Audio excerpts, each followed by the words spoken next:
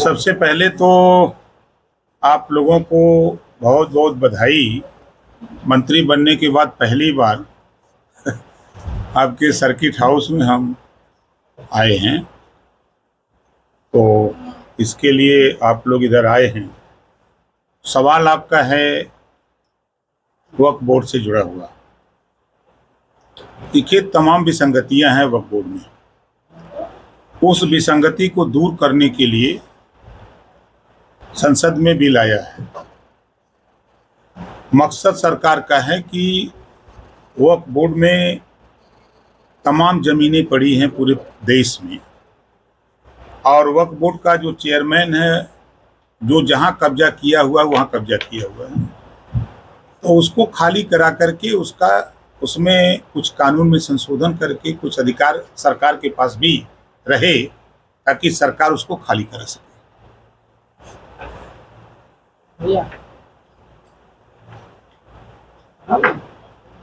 आरक्षण में आरक्षण का जो है मायावती जी विरोध कर रही हैं। आपको क्या लगता है, इससे क्या फायदा और क्या नुकसान?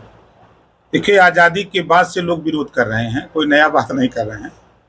कांग्रेस पार्टी रही तो पिछड़े मुसलमानों के कंधे पर पैर रख करके सरकार चलाई, लेकिन इनको कुछ दिया नहीं। वही हाल समाजवादी पार्टी, बहुजन समाज पार्टी, पिछड़े दलित मुसलमानों के कंधे पर पैर रख करके इन लोगों ने राजनीति की सत्ता पाए। क्या दिया? आज अगर सुप्रीम कोर्ट ने कहा है कि उन गरीबों को जिनको आरक्षण का लाभ नहीं मिल पाया है उनको सरकार आरक्षण दे, तो आज बुरा लग रहा है। क्यों बुरा लग रहा है?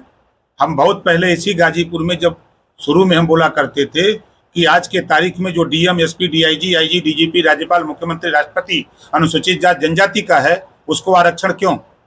उसका आरक्षण खत्म करो, जो उसका पात्र है उसको आरक्षण दो। तो उस समय तो लोगों को नहीं समझ में आ रहा था। आज सुप्रीम कोर्ट ने जो बात कहा, 3 सितंबर 2013 को हाई कोर्ट ने कहा था कि 27% आरक्षण में जो जातियां आरक्षण का लाभ ले चुकी हैं उनको निकाल करके जो शेष जातियां आरक्षण नहीं पाई हैं उनको बांट करके आरक्षण दिया जाए। सरकार समाजवादी पार्टी की थी, लेकिन उन्होंने भी नहीं ध्यान दिया। तो जो सुप्रीम कोर्ट का फैसला है, इन लोगों के विरोध करने का मात्र इतना कारण है कि अमीर लाभ लेता रहे, गरीब परेशान होता रहे।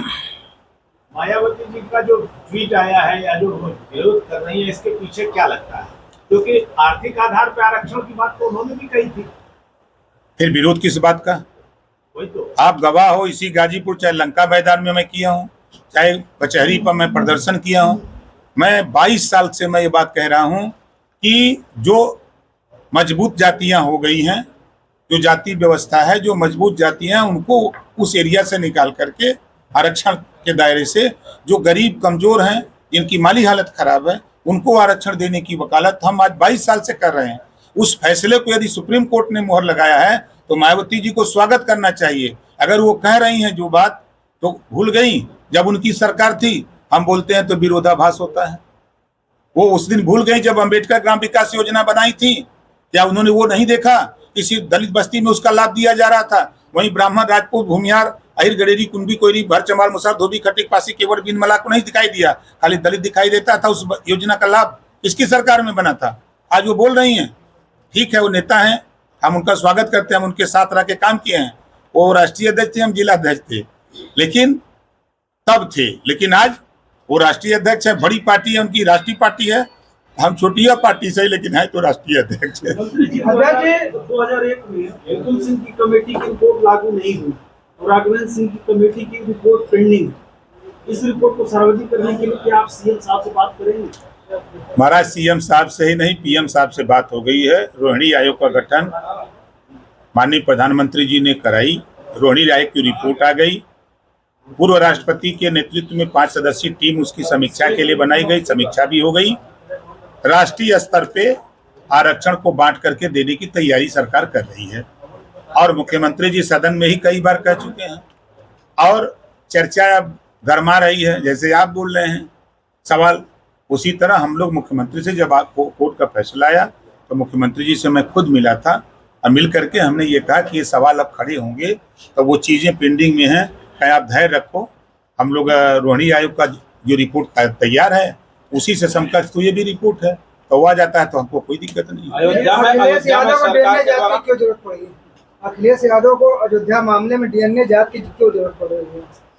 क्योंकि उनके पिताजी ने ही कहा था कि बच्चों से गलती हो जाती है, कहा था ना, आप ही लोग टीवी पे दिखाए थे। लेकिन यहाँ बच्चे नहीं है, बच्चों के पिता चच्चा हैं, चच्चा के घर में पुलिस चौकी किसने खुलवाया था? जरा उधर जाइए ध्यान से। समाजवादी पार्टी की सरकार में चौकी उसके घर में खुली, और उस बेटी का बयान है, उस माँ का बयान है कि वीडियो बना करके बार बार हमको परेशान किया जाता था।